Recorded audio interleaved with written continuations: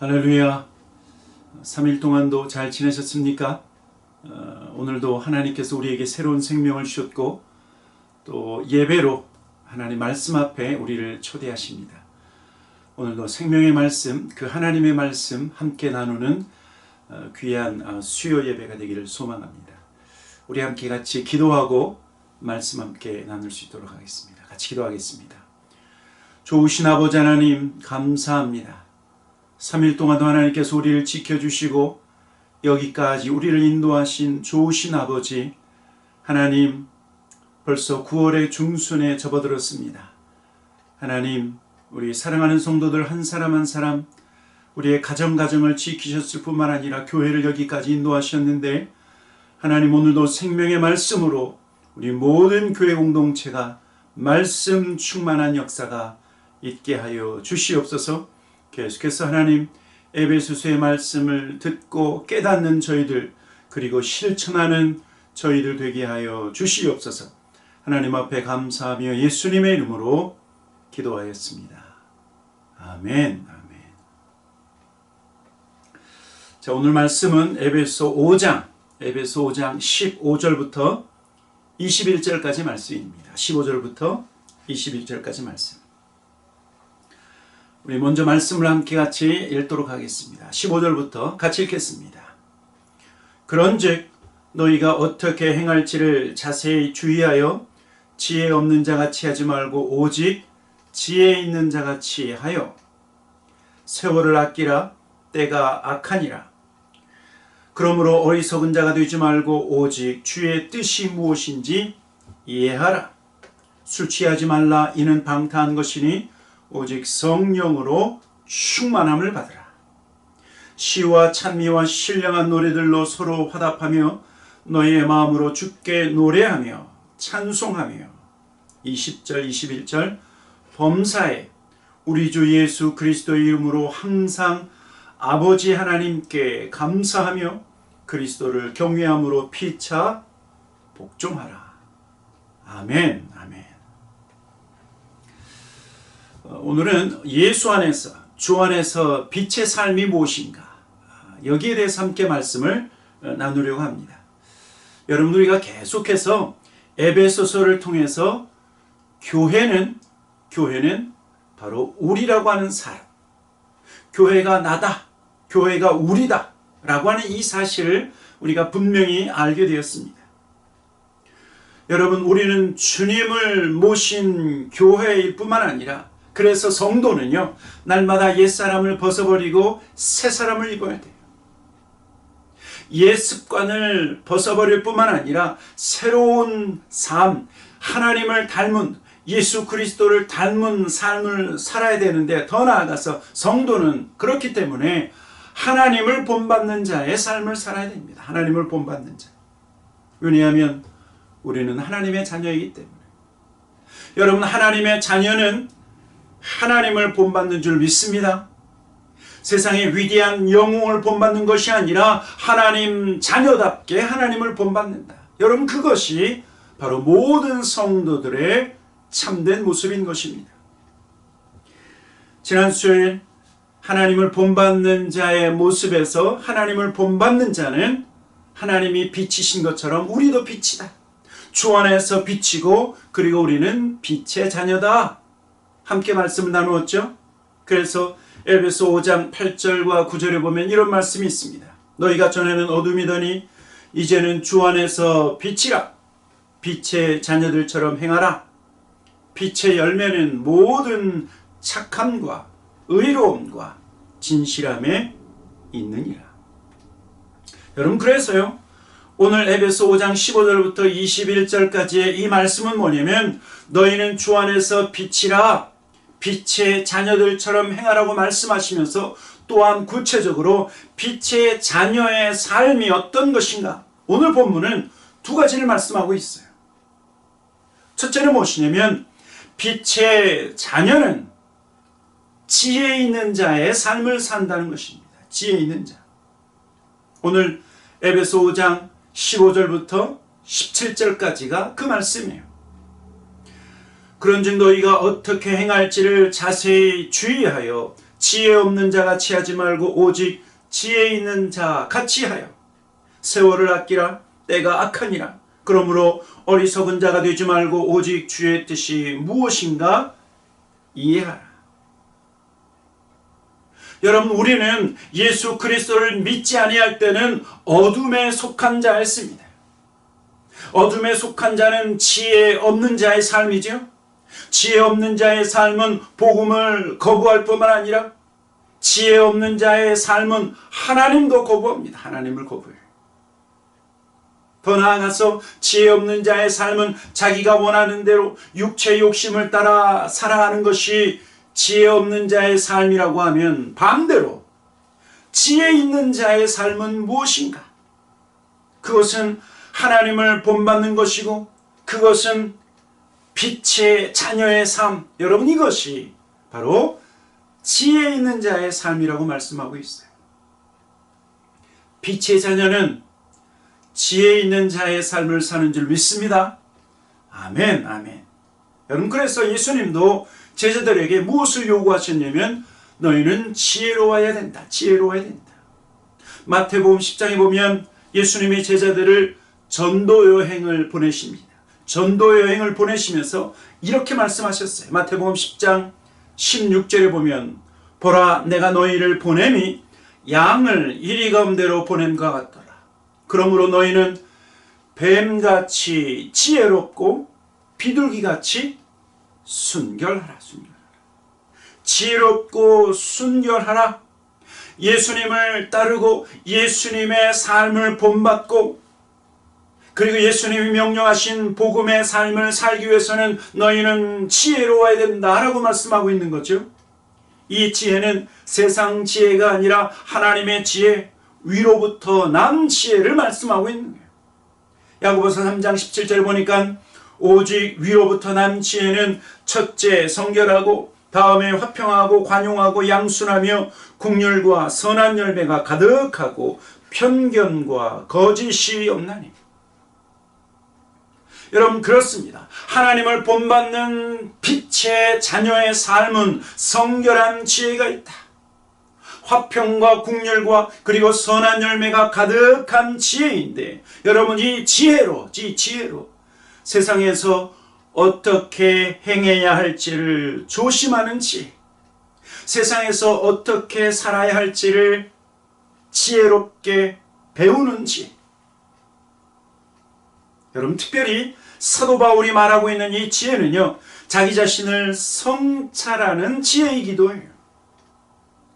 나 자신의 삶을 들여다보고 내가 어떻게 살고 어떻게 말하고 어떻게 행동해야 하는지에 대한 지혜를 말씀하고 있는 거예요. 사랑하는 성도 여러분, 빛의 자녀답게 지혜로운 삶을 살기를 예수 이름으로 축원합니다. 아멘, 아멘, 아멘. 하나님의 지혜가 우리 모든 교회 공동체, 모든 성도들에게 부어지기를 소망합니다.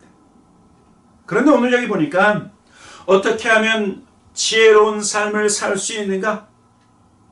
어떤 것이 빛의 자녀의 삶인가에 대해서 계속 말씀하고 있는데, 먼저요, 세월을 아끼는 것이 지혜로운 삶이다 말씀하고 있어요. 16절, 에베소 5장 16절, 세월을 아끼라. 때가 악하니라. 세월을 아끼는 것이 여러분 지혜입니다. 지혜. 지혜는 멀리 있는 것이 아니라 하나님이 나에게 주신 시간, 이 세월은 한정되어 있죠. 우리의 인생이 70이요 강건하면 80이라고 말씀하고 있는데, 이렇게 한정되어 있는 우리의 시간, 우리의 세월을 허송세월로 보내는 것이 아니라 이 시간을 최대한 활용하고 효과적으로 사용하는 것이, 여러분, 이것이 지혜라고 말씀하고 있는 것입니다. 왜 우리에게 주어진 시간, 이 세월을 아끼라고 말씀하고 있는가? 때가 악하다 말씀하셨죠? 때가 악하기 때문에 너희는 세월을 최대한 효과적으로 쓰라고 말씀하고 있는 거예요. 여러분, 시대가 악하다, 때가 악하다라고 하는 것은 하나님의 심판이 가까이 왔다라고 말씀하고 있는 거예요.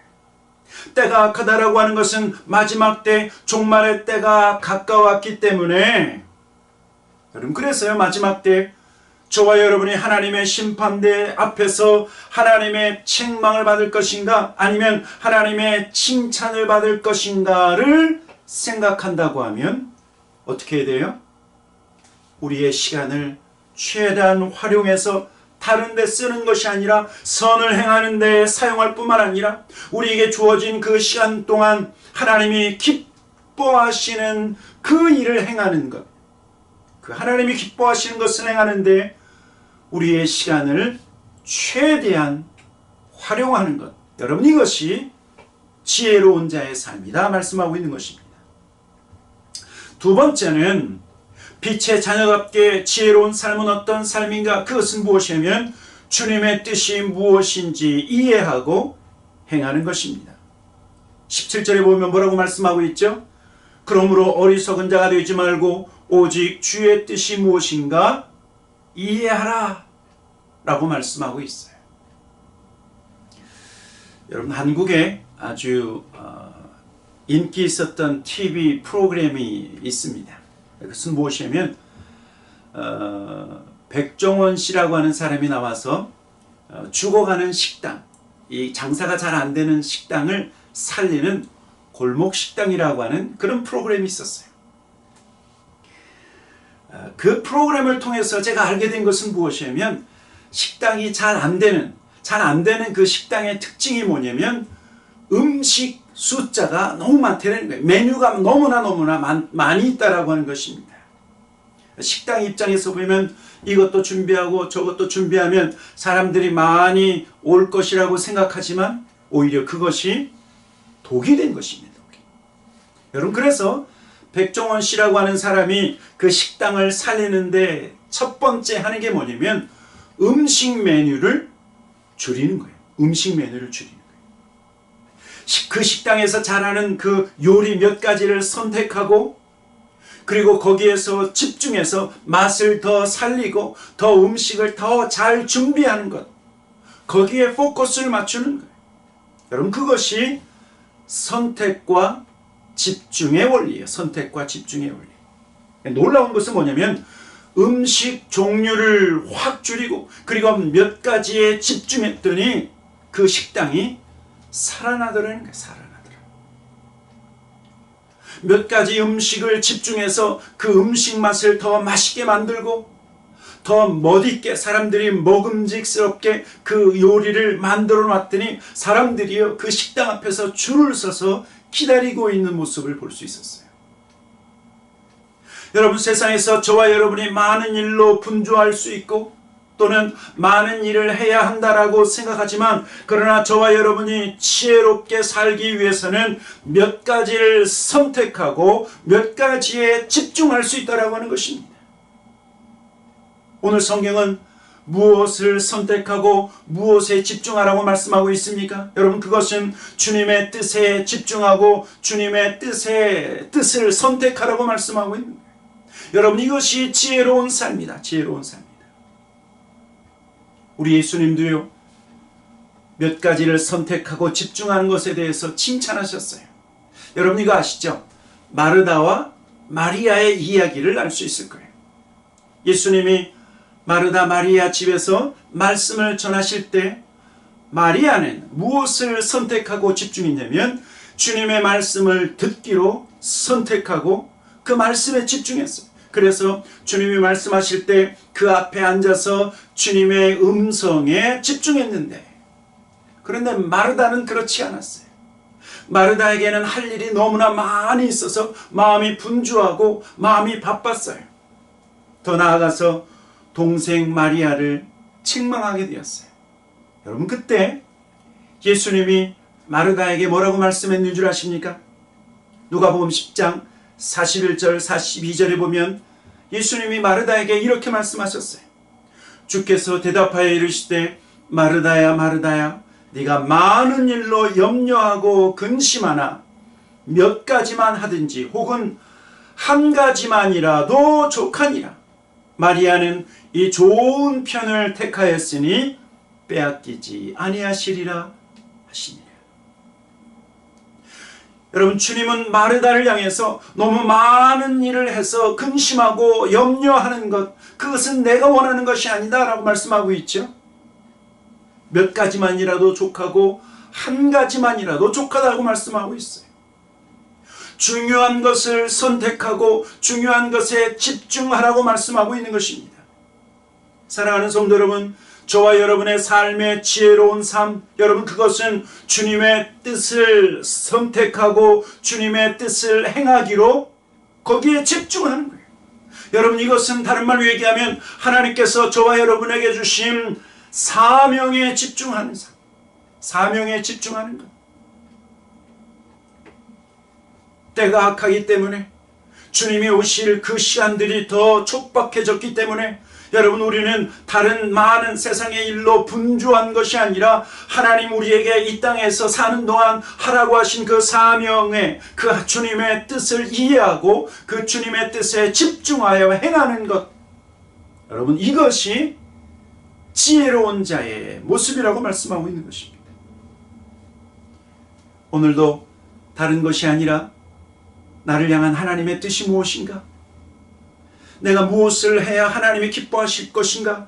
여기에 우리의 생각과 우리의 시간과 우리의 모든 것을 집중하고 선택해서 하나님을 기쁘시게 하는 우리 모든 성도들 되기를 주님의 이름으로 축원합니다. 아멘, 아멘. 두 번째로, 첫 번째는 빛의 자녀는 지혜로운 삶을 산다. 두 번째는 빛의 자녀의 삶은 성령의 충만함을 받는 것이라고 말씀하고 있는 것입니다. 오늘 에베소 5장 18절부터 21절까지 말씀입니다. 18절부터 21절까지 같이 한 목소리로 읽어보도록 하겠습니다. 같이 읽겠습니다. 시작. 술 취하지 말라. 이는 방탕한 것이니 오직 성령으로 충만함을 받아라. 시와 찬송과 신령한 노래들로 서로 화답하며 너희의 마음으로 주께 노래하며 찬송하며. 20절. 범사의 우리 주 예수 그리스도의 이름으로 항상 아버지 하나님께 감사하며. 21절. 그리스도를 경외함으로 피차 복종하라. 자, 빛의 자녀의 삶은 성령의 충만함을 받는다. 여러분, 빛의 자녀는 오늘 성경을 보니까 술 취함이 아니라 성령의 충만함을 받는 자이다 라고 말씀하고 있어요. 술에 취하면 방탕으로 이어지고, 술에 취하면 죄의 유혹으로 우리가 흔들릴 수 있기 때문에 술 취함이 아니라 성령의 충만함인데, 왜 사도 바울은 술 취함과 성령 충만함을 연결해서 술 취하지 말라 이는 방탕한 것이니 오직 성령의 충만함이라고 말씀했을까요? 여러분, 지금이나 사도 바울 시대 그 당시에도 사람들은요, 어떠한 육체적인 기쁨을 얻기 위해서 술을 마셨어요.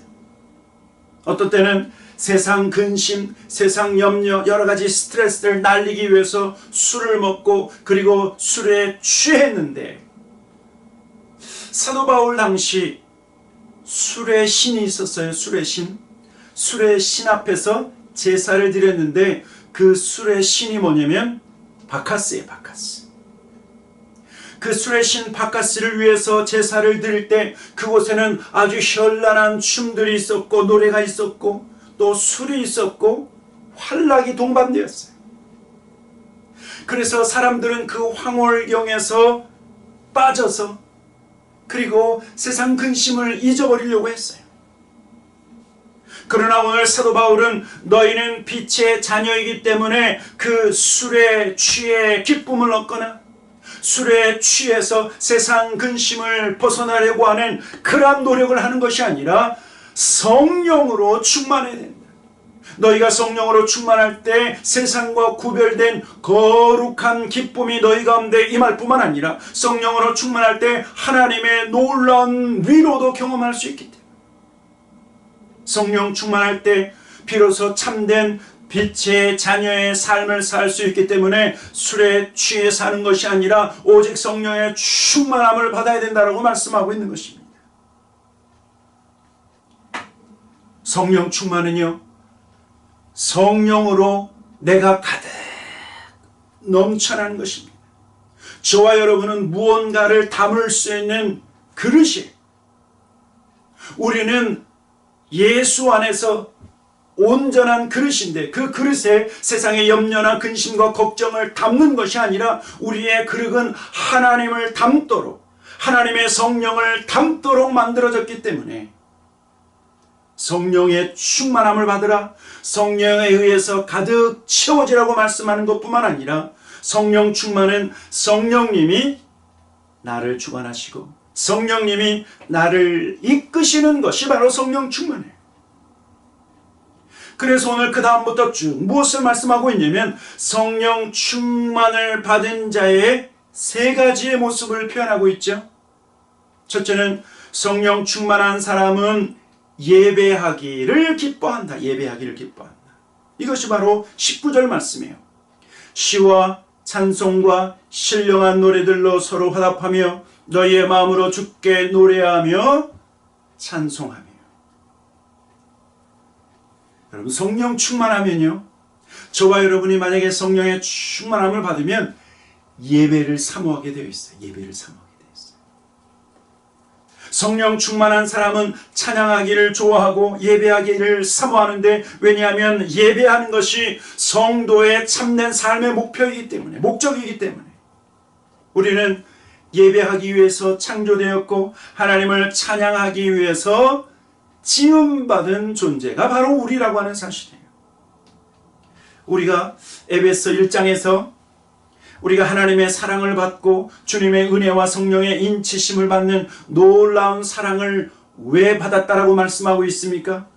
그것은 우리로 하여금 그 우리에게 베푸신 하나님의 사랑을 찬송하며 하나님을 찬미하기 위해서 그 사랑을 받았고 그 은혜를 받았다라고 말씀하고 있는 거죠.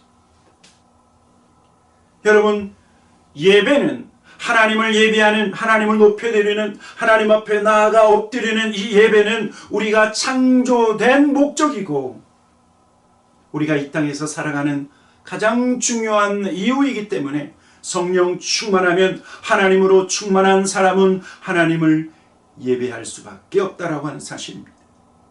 두 번째로, 성령 충만한 사람은 범사에 감사합니다.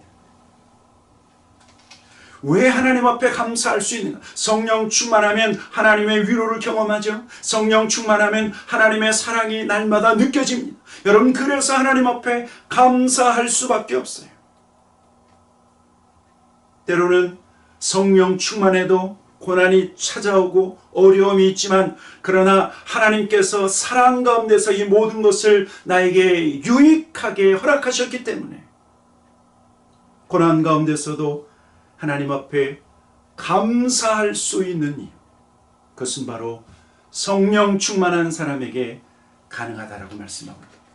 또 성령 충만한 사람은 세 번째로 피차 복종합니다. 복종한다 말씀하고 있죠. 어떻게 서로 복종할 수 있는가? 피차 복종한다. 서로 복종한다. 그런 말씀이죠. 왜냐하면 성령 충만한 사람은 피차 복종할 수 있는데, 왜냐하면 성령님은요, 겸손의 영이기 때문에 그래요. 여러분, 가장 높으신 하나님은 가장 낮아지신 하나님이세요. 이 말은 뭐냐면, 가장 존귀하시고 가장 영광스러운 그 하나님은 가장 겸손하신 하나님이시다라고 말씀하고 있는 거예요. 그런데 이 성령님은 바로 겸손의 영, 그래서 성령 충만하면 낮아질 수 있는 거예요. 성령 충만하면 겸손해질 수 있다라고 하는 사실입니다. 여러분, 그래서 나는 성령 충만하다 라고 하면서 다른 사람 위에 군림하지 않는다는 거예요.